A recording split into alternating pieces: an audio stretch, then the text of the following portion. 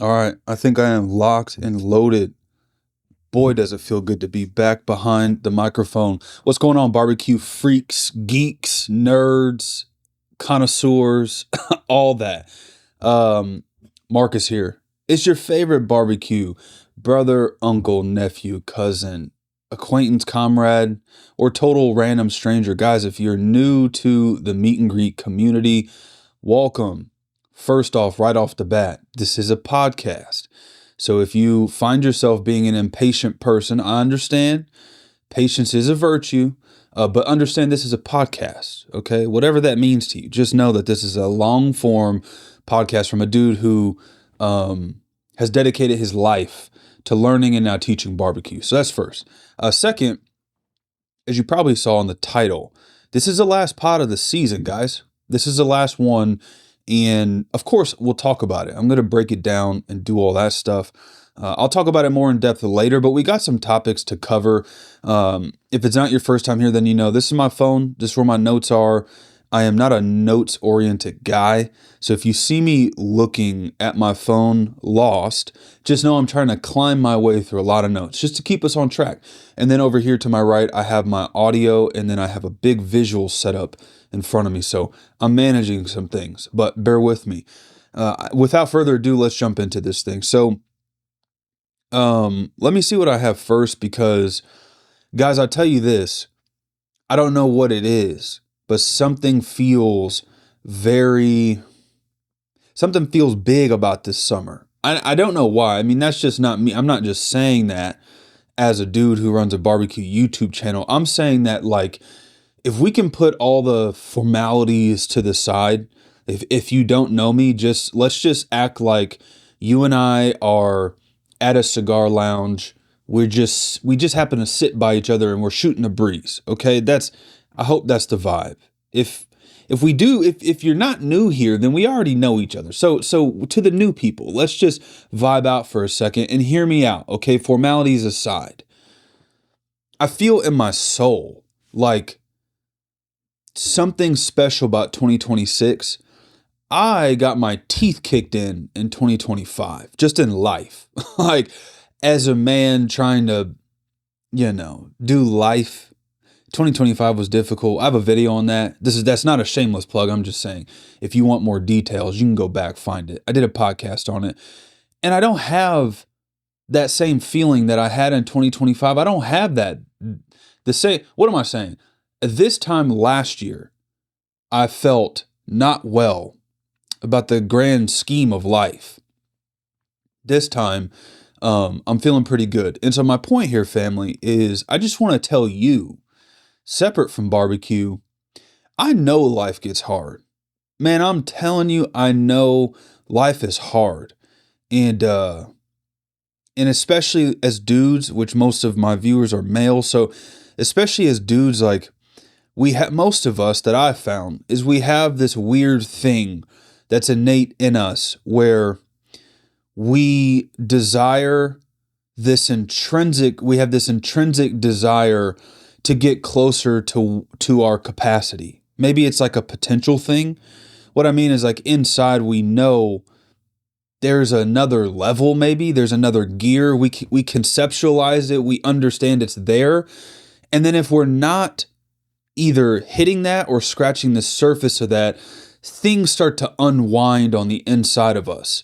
And I've come to learn that managing that unwinding, the unwoundingness, we'll add that to the dictionary. Managing that is a muscle and it's a skill. What's my point? My point is, give yourself some grace. If I may. Give yourself some grace. You're not doing as bad as you think. You're not doing as bad as it might feel like you're doing. And you're probably closer to, I'm struggling to figure out how to put this because I don't want to sound like this is some kind of motivational podcast thing. I want to kick this off family style, because meet and greets, it's more than barbecue here, guys. I'm trying to build a legit fam. So I'm just trying to tell you, you're closer to where you want to be than it feels like you are. That's the point I'm trying to make. And I wish someone would have told me that last year. If you guys don't know, I got sober October 17th of 2025. And again, I have a whole podcast on that, so that's not what this is about. But I just want to say that to add a little bit of credibility, if I may, to what I'm saying, so that you know I'm not just trying to be some wannabe guru guy, because that's not even what this channel is about. And frankly, I'm 5 minutes into the podcast, and this was not on the notes. And this is why I have notes. But man, it's on my heart heavy. So I'm just gonna say it, and it's what I've been saying. I know what it's like to know you could be doing better. I know what that feels like. I know what it's like to wake up and tell yourself a series of promises, whatever they may look like. I don't know what they look like for you. For me, the promises were, well, I don't need to say them. They're not important. I just was making promises to myself every day that I was not keeping. And that was tearing me apart. And in that turmoil, I was using vices to quiet the internal turmoil that I think a lot of us dudes feel. So my point in all this is I feel something special about 2026. Now, one could say, well, Marcus, welcome to a life not inebriated. Maybe there's a part of that. But I think it's deeper. I think that, I'll be honest with you, I think the Lord's doing some special things in all of us and a lot of us. And whether you consider yourself religious or non-religious, or frankly, whether you hate the name of God, if that turns you off, I understand. Trust me, I'm no pastor. I'm not any of that. I understand. I too was super angry at God. So there's that. I'll end with this on that tangent, and then we'll break into the podcast. I was real angry at God, but I can't leave it on that, because he came through. The real God, the real creator of this universe, I was really starting to wonder if he was there. I really was. And he came through. So if you're curious about that story, go back a few podcasts, check it out. But let's jump into this thing. So I feel like the royal summer is going to be special. Getting more granular, I feel like barbecue is about to be special, guys. I don't know. Well, I kind of know why. I have some hunches. But firstly, let's talk creators. And this is important. Like, if you're like, Marcus, I'm not a creator, I understand that. But this applies to you. Let's start at creators. So when I started my channel, I started this, I think I'm going on 2.5 years, maybe 3. Let's just call it 3. I started this 36 months ago, 3 years ago, somewhere in there. And when I started, there was kind of the old guard of YouTube. Not like a bad thing, but creators weren't just popping up. Gosh darn it. I got a raging headache. I got to go get some Tylenol. I'm going to edit this out, obviously, but BRB, stand by. Oh. The fact that I was unable to find any Tylenol is alarming. We will be all right, though. 'Tis life. Okay, so influencers, content, barbecue. Okay, so when I started my channel, YouTube was mostly the old guard. And like I said, it's not necessarily a bad thing. Sorry, guys, I'm trying to get my mic back situated. Okay.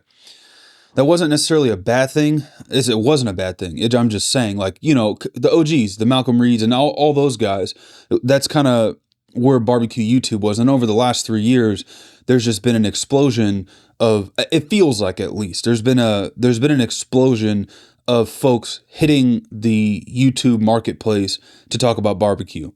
And I think that's super cool. Also, what's happened is people that have had channels that weren't really seeing the growth they probably hoped, they've popped over the past 36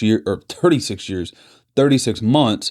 And so you're seeing a lot of newer channels being surfaced. And so what I think that means for all of us as a collective this summer is I think that we're all going to be hyper inundated with barbecue content. Now, why does that apply to you?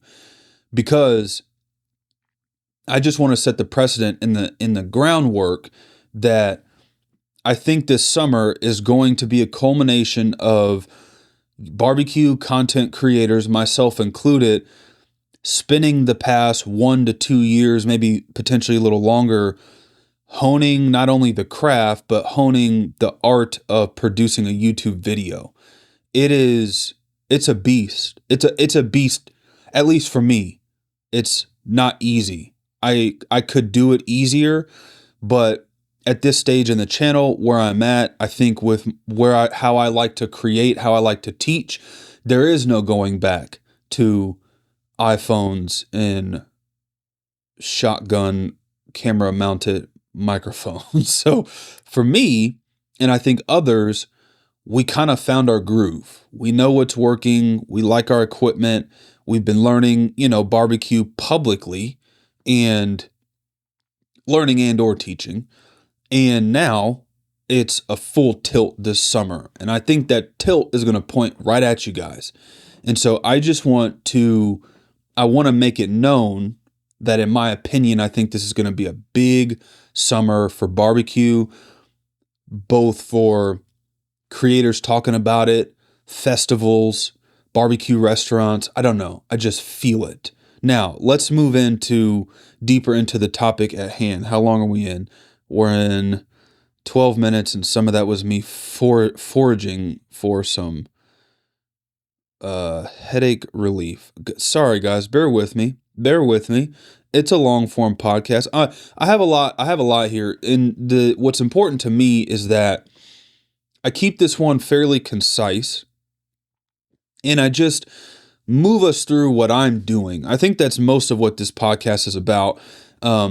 I will explain a little bit towards the end why this is the last podcast of the season. I have something really exciting coming for the barbecue community. And so that's kind of informed my content schedule a little bit. So the title obviously is the last podcast of the season, but how do you cook better barbecue this year? So now that we have an understanding that we're about to get inundated with recipes, instructionals, tutorials, people who have been in the barbecue YouTube game for forever. There's new people coming out. We're all just about to get inundated. How do we actually make the barbecue better though? That's the question. I'm going to attack this not from like I'm going to preach to you kind of thing. I'm going to attack this from here's what I'm going to do. Because I've been at this thing. I say this conservatively. I've been cooking live fire literally since I was a kid, but I've been at this thing for sure for like 15 years, for sure. I've been at a smoker trying to cook a brisket for other people. This will be like 15 years. So every year I try to do things different, do things better. And I don't care who you are. If you do something for over a decade, I will lend you my ear. Especially if you're telling me that you're still trying to get better. The people that lose me are the people that are like, I've been doing this for 40 years and I've never changed anything. It's worked. Well, okay, maybe, but I'm more interested in hearing from the guy who's like, I've been doing this for 40 years and I learn something every day. That's my kind of guy. That's what I am. That's how I am. So I'm just going to walk you guys through kind of what I'm doing to iterate my barbecue. And so there's that. Now, in that vein, so sausage. Let's start with sausage. Guys, I'll be honest with you. I've never cared about sausage. And it's worse than that. I've had like a sausage of aversion. I've been adverse to sausage making, to clarify. Sausage is good. It's great. Tastes good. Cool. But this is just my humble opinion. I was talking with a buddy recently. Excuse me. I was talking with a buddy recently, and if you're watching this, you know who you are. I was texting him, and I was telling him, I was lamenting a little bit. I was just saying, like, in the Midwest, where I'm from, we have KC Barbecue. We got Gates, we got Arthur Bryant's, we got some legendary Midwestern barbecue spots. But I would say as a whole, in the Midwest, just this style of live fire cooking, it's not really high on Texas style sausage. and when I say Texas style and then Midwest, that's already a conflict of interest. But you get what I'm saying? Like where I'm from, sausage isn't really big. Brats are big, like beer brats over a kettle grill kind of thing. Or maybe that's just across the United States. I don't know. But my point is, sausage is not really what it is in Texas, obviously. And so over the years, I've just never really cared about it. But I will say, in my pursuit of being a complete and totally well-rounded pitmaster. And when I say pitmaster, guys, please understand that I don't say that word loosely. I think that is a word it's earned. It's not given. But everyone's saying pitmaster these days. That's a whole different conversation. I digress. When I say pitmaster, I mean to be a pitmaster, you need to be a master at something. And that's the pit, the smoker. And that's all encompassing. And I felt like I was having a little bit of imposter syndrome, to be honest. I'm just going to be vulnerable for a second here. When my YouTube started to grow a little bit, the onus started to grow on me internally. I would say to myself, hey, bro, hey, Marcus, you're talking about barbecue. You consider yourself a pitmaster, but you don't know the half of making sausage, amongst other things. I mean, amongst a lot of things. And the months and the years started to stack until I got to the point, probably about this time last year, where I was like, yeah, I feel like a fraud. I really need to master this sausage game. So we teed up some LEM grinders and stuffers. I got some commercial equipment. Shout out LEM. And I've just been at it. I've been at it behind the scenes, trying to learn this sausage thing. And here's what I'm here to report first on the topic of sausage. I am here to formally report that I've gotten marginally better over the last year. Guys, sausage is a beast. It's a beast, man. And I have so much respect for all the restaurants, regardless of geo-lo. I hate that I just said that. Geographical location. Regardless of geolocation, I have immense amount of respect for anyone with the sausage program in-house doing it, because it's a tricky beast. It's a tricky beast. You know, I was at Style Switch, which I talk about often, and I talk about it so much because it's just an eye-opening experience. So I'm not going to shamelessly plug anything. If you know, you know. If you don't know, you know. Stay around long enough, maybe you'll know. But when I was at Style Switch, one of the things that blew me away the most truly was their sausage program. You know, they have a custom-made Moberg sausage smoker. It's a 101. I don't even think another one exists. And shout out Sonny Moberg, by the way. Love that dude. And their sausage program is just crazy. You know, Style Switch, they serve all day. They're not open till sold out. Styles is at it all day long, which means their entire protein program as a whole is double, if not triple that of some even Texas barbecue restaurants, because they're not selling out by 2:00. They're rolling into the evening. And what that means for sausage is that they have to be dialed. They have to be dialed, and they can't afford to get it wrong. And so when I was there, that to me is what really opened my mind up, kind of planted the seed like, hey, Marcus, sausage is an art form. It truly is. I mean, it really is. Sausage is a craft. It's an art. And I kind of started thinking to myself from then, which that was a couple of years ago, to about this time last year, I just was kind of ruminating on the idea of not looking at sausage as kind of this side item thing that some people like and some people don't care for, but more looking at it like I do brisket, you know, or any kind of core barbecue protein. That's how I started looking at sausage. This is something that I can never be as good as I want to be at. So there's like endless skill development in it, which I love. It's barbecue. It's so compartmentalized in its processes. And then the end product, it's visually appealing. I love the aesthetic of, you know, smoked Texas style sausage. I do. And you guys got to bear with me on the topic of sausage, because please don't start making immature jokes, guys. Let's keep it PG. But It's the truth. I like the look of sausage. What can I say? It's the red mahogany. The fact that I'm having to explain this is not setting me up for success here with the jokes, but you get what I'm saying. And like truly, all jokes aside, you guys know what I mean. When you look at the Instagram of anyone out there cranking quality sausage products, they just look good. So I'm going to try to this year, what's important to me is I'm going to keep iterating my sausage technique, continue to develop it, continue to learn, continue to botch them, and we'll see how it goes.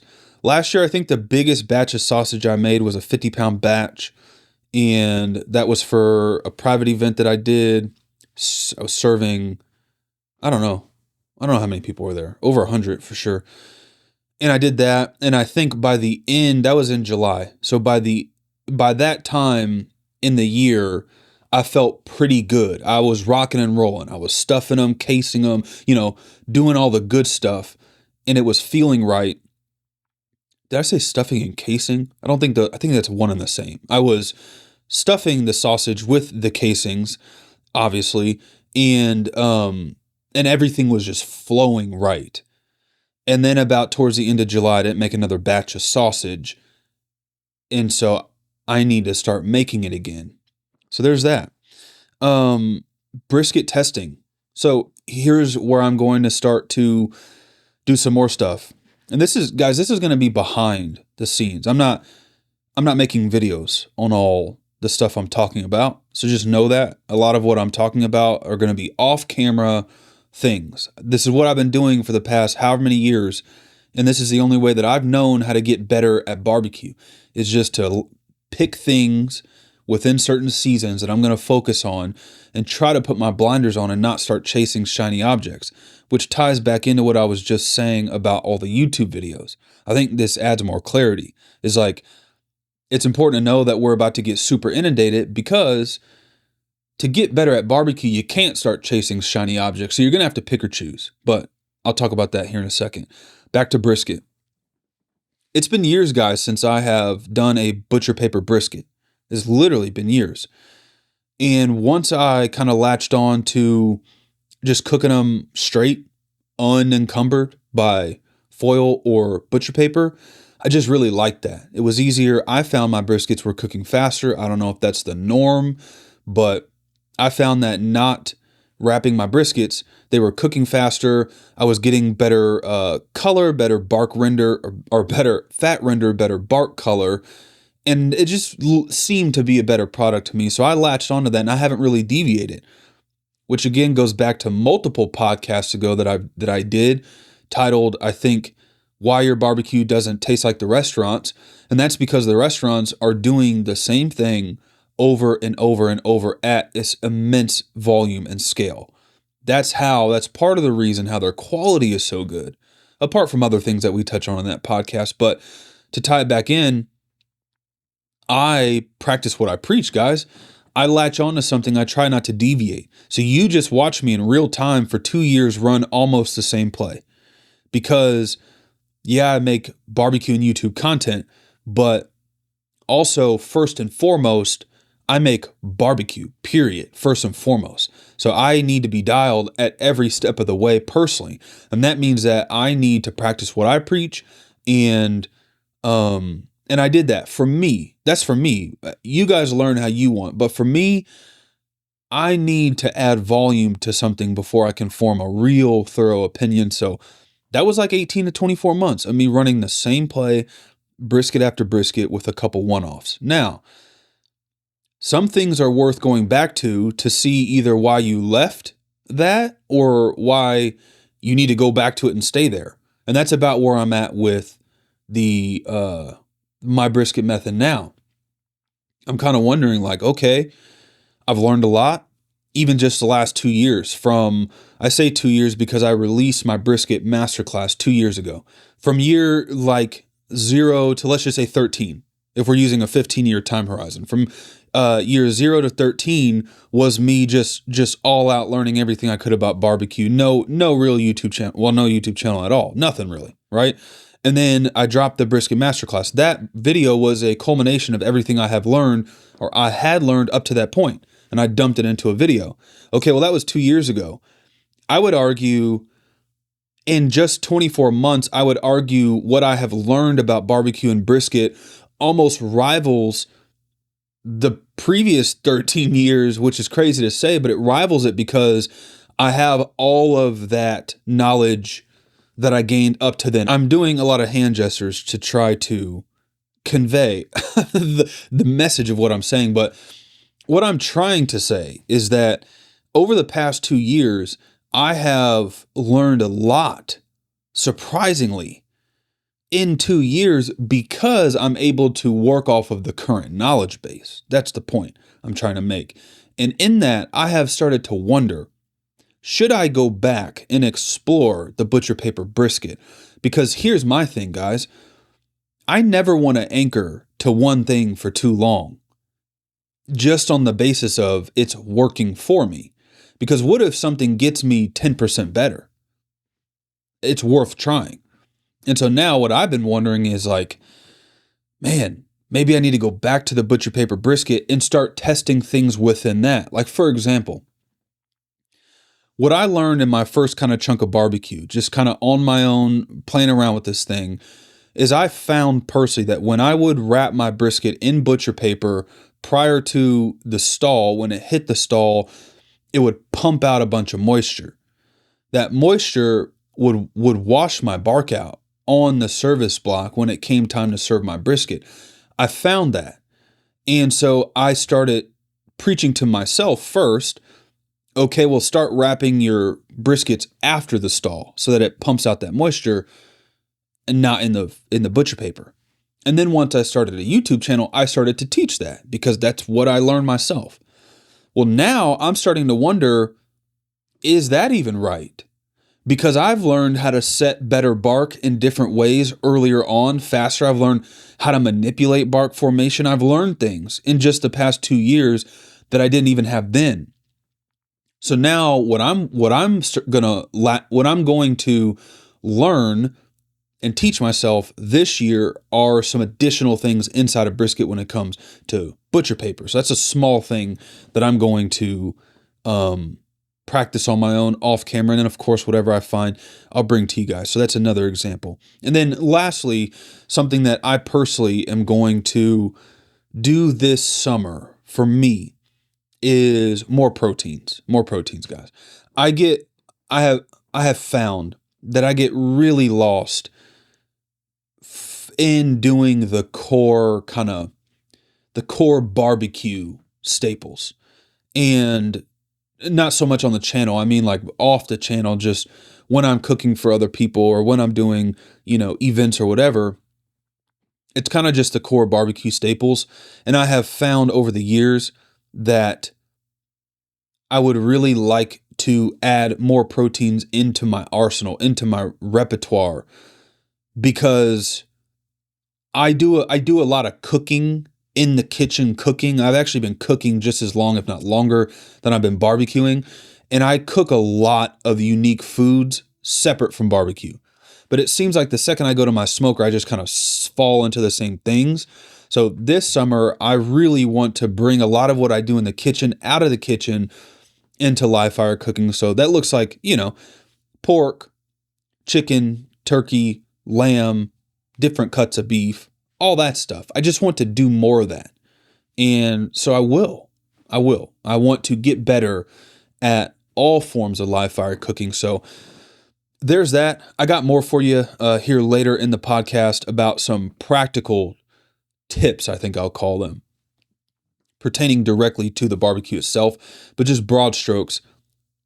Perfect sausage. I've got to continue to get better at sausage for me personally. So sausage, brisket, I'm going to do some testing with brisket off camera. Of course, whatever I find, I'll bring to you, and specifically around butcher paper. I feel like I got some stones that I've left unturned that I need to turn over when it comes to butcher paper brisket. And then lastly, I just need to integrate more proteins for live fire.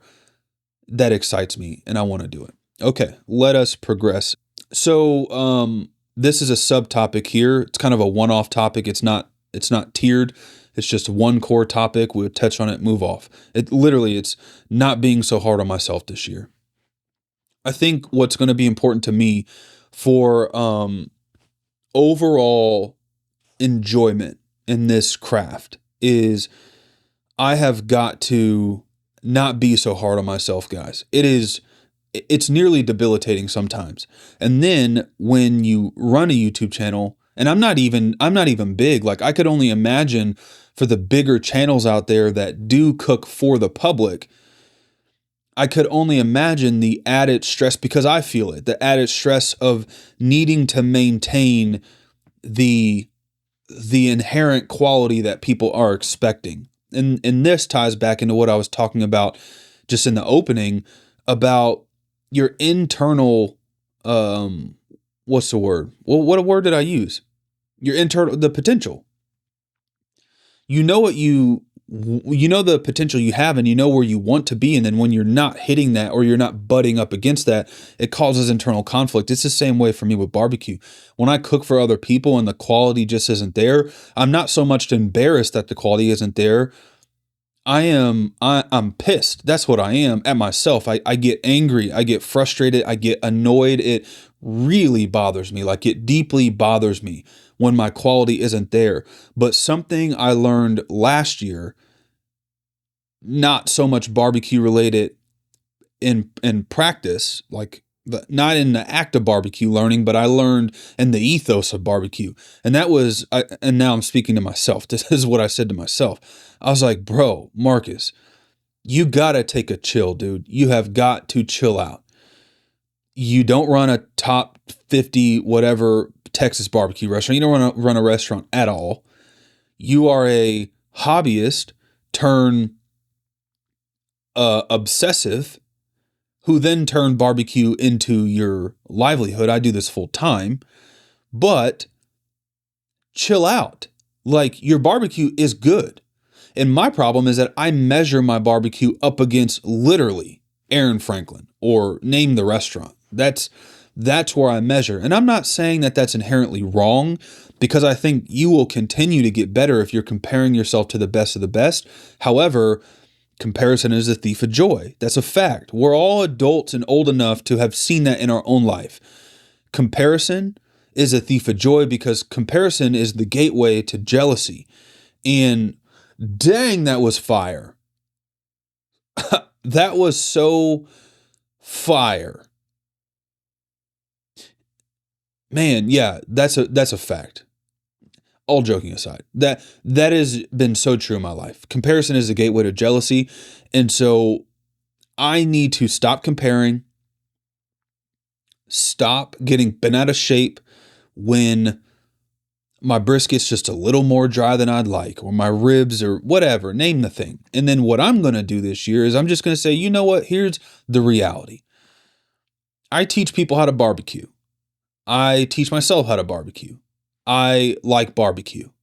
And when I get to do it, it's cathartic. It's my peace. It's my happy place. It's where I go to escape. It's my healthy way of escaping the stressors of life. Period. And the fact that then allows me to serve other people is a added benefit that not a lot of people have in their hobbies. There's not a lot of hobbies that allow you to serve other people. And this type of service is breaking bread with people. Come on, you can't beat it. So that's what 2026 is going to be for me. Is like, look, dude, cook the thing you love. Have fun doing it. Do the best you can. And the product will be the product. And we all know, literally 9 times out of 10, if not 10 times out of 10, people, humans, we just love barbecue. It's good, man. It's good. Barbecue's good. It's really hard to disappoint a crowd unless they've waited in your line all day in the heart of Texas expecting you to be literally perfect. But that's a weight that I will leave to the professionals For me, if I do a festival, if I do a pop-up, if I do a private event, which are things that I will be doing and or hope to be doing this year, if I do that this year and you are having my food, just know I'm out here having fun this year, because I've spent too many years doing those things, stressing myself to the gill, needing things to be perfect. And then I look back on those events and I'm like, that wasn't fun for me. I cooked the best brisket of my life and didn't have fun doing it. And where I'm at in my stage of life, that's unacceptable for me. I'm not doing that. Barbecue needs to return to being fun.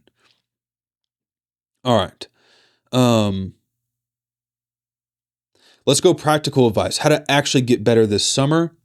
And I'm going to touch on some bullet points here. So here are the bullets I gave myself, and then we'll just chat within this. So I mentioned we're going to get hit, I think. And if I'm wrong, whatever. But I think you're going to see us. We are going to experience an influx of barbecue content. And for some of you guys, I know some of you guys are watching this still trying to figure out if I'm someone that you like or that you want to dedicate your time to, which time is something you cannot get back. I am very protective of my time.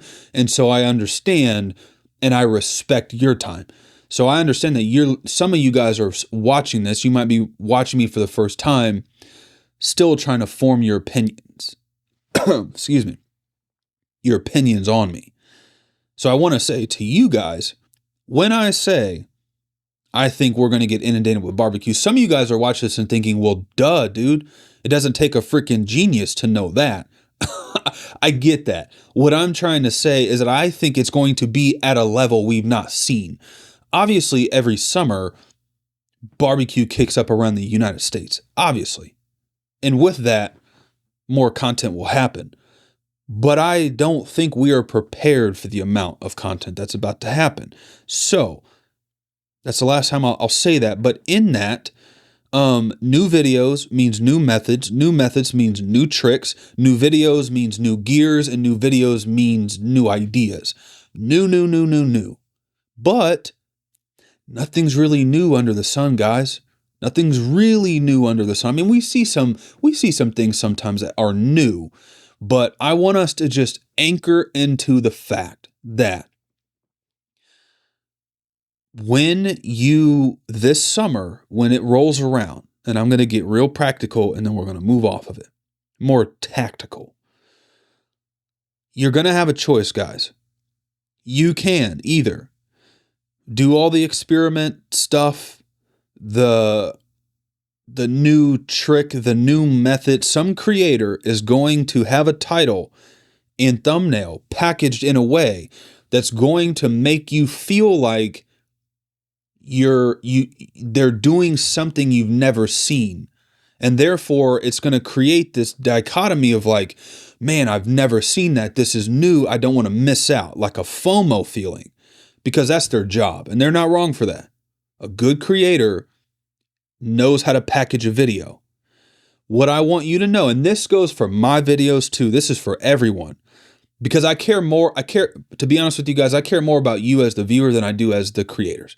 Like, I care about all creators, but I care about how we are creating content because it's going to you guys. And I hope all creators are doing it in good faith. And so in that, my point is, when you see that type of video, which it will come, you can decide, I can either do that thing, test that thing, try that thing out because I don't want to have FOMO, or I can keep my blinders on and run the play that I told myself I was going to run in March and April, in springtime.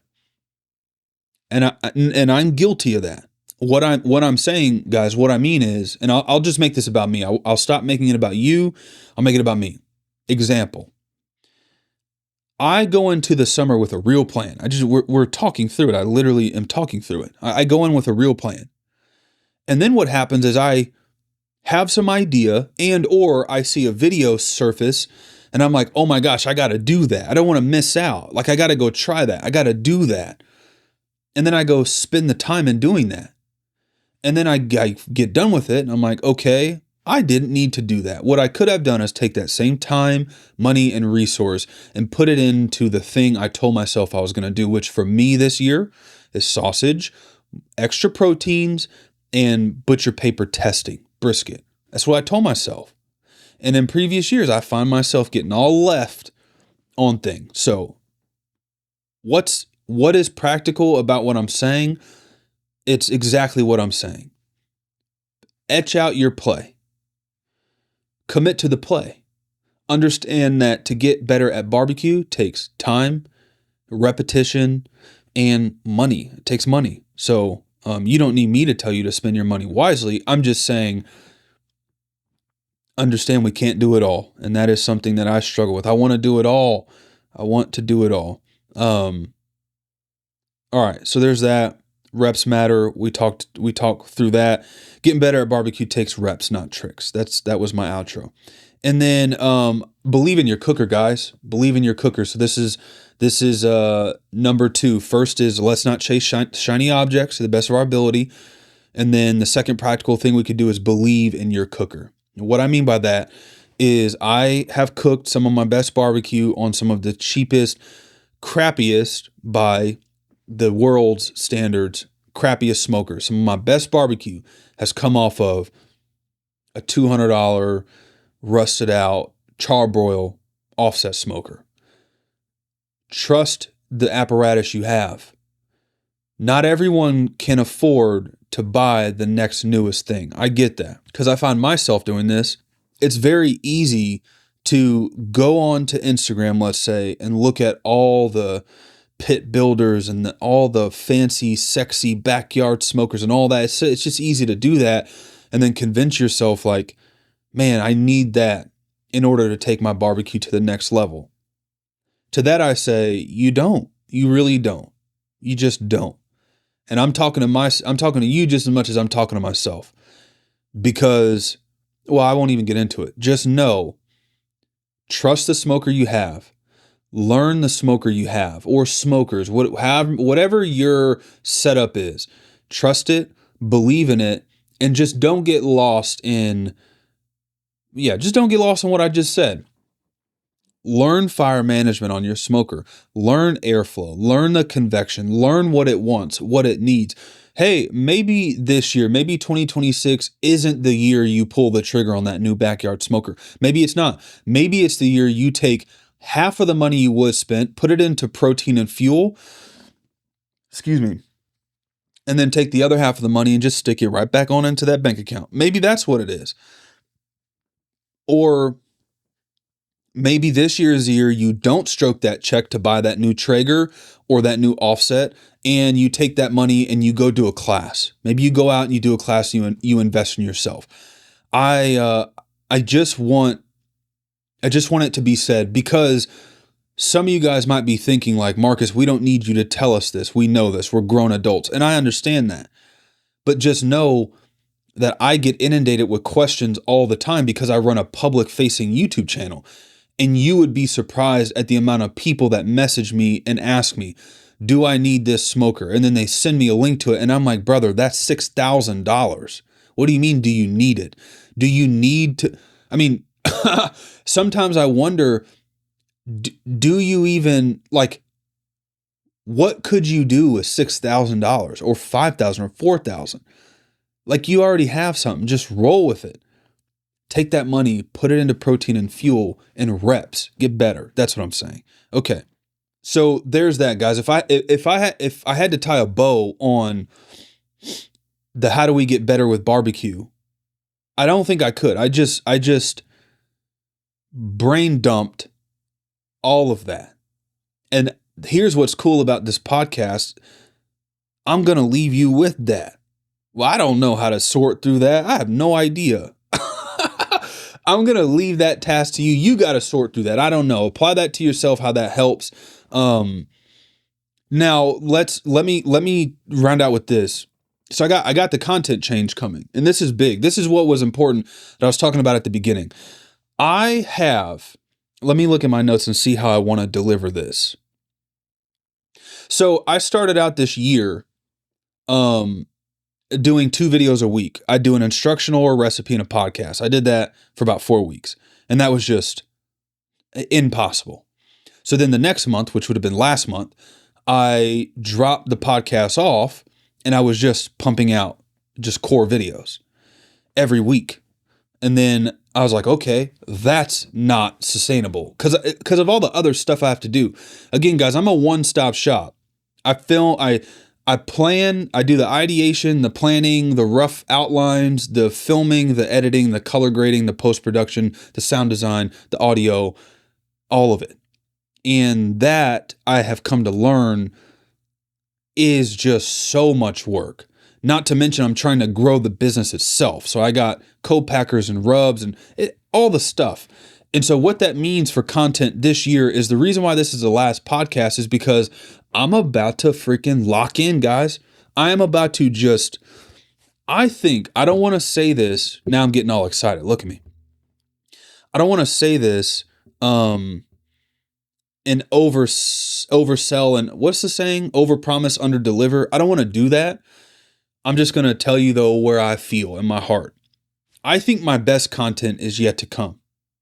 I literally think that I have a bag that I'm about to reach, and as the kids say, I'm going to reach in my bag and just start pulling out freaking unicorns. I really believe that because of where I've come. Guys, I have learned so much. I have learned so much about barbecue that it's going to take the next 10 years of this channel for me to roll it all out. I have learned stuff that I have yet to even talk about because I'm still trying to find a way to articulate it because I don't believe in just, this is just for me. I don't believe in just coming on the camera and spewing out something I heard. I don't believe in doing that. I like to test it, battle test it, learn it, develop it, and then come on and talk to you guys about it. And in that, I'll give you an example. Brisket. I have many brisket videos on the channel. I have things that I've learned about brisket that even now I haven't even taught on, that I look and I'm like, man, this art really never ends. It literally never ends. So I'm about to go to a twice a month posting schedule for the first chunk of summer. And I say that roughly. I'm not going to give rough dates, just the first chunk of summer. I'm going to drop to one video every 2 weeks. In that, the videos are going to be quality. I'll just say that. Quality. You be the judge of quality, but I can tell you, I feel like I have come to a really good homeostasis with my understanding of storytelling and cinematography and editing and post-production and color grading and all that stuff. I feel like I'm at a really good spot for me, for a dude who's just self-taught. So I have more to offer there. In that, I feel like I have some really fresh ideas. I mean, I've been doing this for a while now. I've been watching YouTube for a while now, so I understand what exists in the ecosystem, and I believe that I have an understanding of what the barbecue community would benefit from. So that means I'm not just making content for the sake of making content for me. So I'm going to 2 videos a month, maybe some extras in there. Maybe there's a month where, you know, I do a video, I get it out quick, and I got some buffer, so I pop in another quick recipe. But 2 videos a month is the core, and then let me tease this. Let me tease this. I'm working on what might be the most important video I do in the history of my channel. I'm working on it. It will hopefully go out in time for Memorial Day. Now, this is a video that you guys have seen, but just know, without me giving too much, just know it's going to take everything I just said and that. So I just don't want to say too much, but I got some cool stuff happening. I am going to focus on some evergreen content these next few videos that I have coming up. And so all this is to say, when you're looking at my cadence, just understand if you don't see something from me, know that I am so deep into trying my literal best with every fiber of my being to bring the barbecue community the most helpful, fresh, and relevant content that I can for this first chunk of summer. That if you don't see something from me or you don't hear from me, do not take that for Marcus is just off whatever. No, I am off trying to do my best. And the best is what I will hopefully deliver. I'll round out with this. If you guys don't know, I sell a rub. It's called Brisket Booster. I won't go all into it. I talk enough about it. But just know I'm on the last of my stock. I have another shipment coming in, but my co-packer, unfortunately, this time is on a 5-week delay.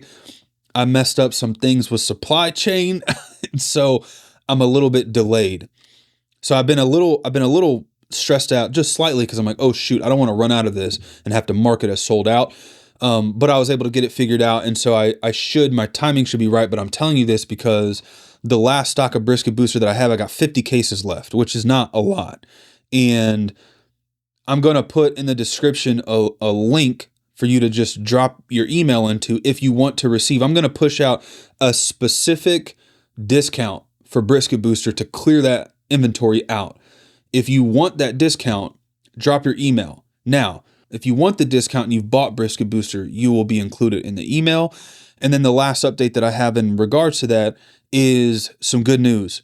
I was going to release this in an email, but I figure I'll say it now because only the core of the barbecue fam typically watches these podcasts.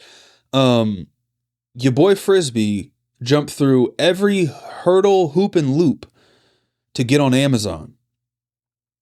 I am about 8 to 10 weeks out from that being official. But if all goes well, Lord willing, I will be able to get Brisket Booster available on Amazon. I'm going to tell you this because you're family. I'm not saying this for sympathy or to try to, for empathy or sympathy. I'm not saying it for whatever. I'm just saying it objectively. I will not make nearly as much money selling Brisket Booster on Amazon. However, it makes me way happier to know that you guys as the fam have access to Brisket Booster with Prime, so 2-day shipping, and at a slightly cheaper price point. So all in right now, Booster is $13.99 on my site, but then there's $5 shipping. The shipping is fixed. Shipping costs more than that. I eat the difference on every Brisket Booster order, just so you guys know. $13.99 plus $5 was at $18.99. And whatever the difference is on shipping, I eat it typically $1 to $3 on every order. Moving it to Amazon, I think the gross price, what you're paying overall, will be less. You will still be paying a lower net price all in on Booster on Amazon. So I'm super excited about that.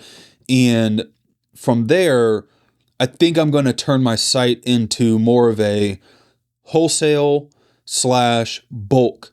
distribution.